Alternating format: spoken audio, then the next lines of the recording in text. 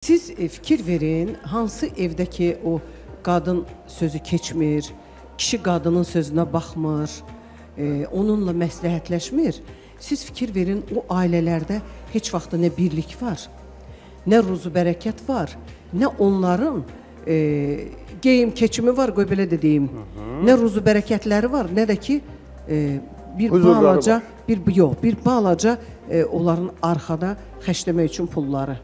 Siz fikir verin, maşallah siz də bilirsiniz mən nə deyirəm, yəni ətrafımızda, hər birimizin ətrafımızda elə bir şeylər var. Bizə zaman-zaman bilirsiniz də ki, bizdən çox qazanan müğənnilərimiz olur, istəyir xanım müğənnilərimiz, kişi müğənnilərimiz. Yəni bu pandemiya devrində bizim hamımız gördük ki, yəni kimlər əziyyət çəkdi. Bunu yəni sosial şəbəkələrdən də izlədik, yəni belə efirlərimizdən də. Maşınını satan kim, evini satan kim, qarajını satan kim, çörək bişirib satan kim, hər birəsi oldu. Tort bişirən, doğğa bişirən, yəni hamısı da, yəni biz hamımız gördük bu şeyləri. Bilirsiniz necədir? Bu pulu biraz ağılla xərcləmək lazımdır. Lokmeşokla gəlsə də, sən onu ağılsızcasına xərcləsən, onun sabah 1 manatın da olmayacaq. Mən maşallah bugünkü gündə biz ailəlikcə bizim istəyir balalarımız, istəyir özümüz, bizim bir dənə torbamız var. Nə gözəl. Əvvələn seyfzad olmurdu da, torba olurdu.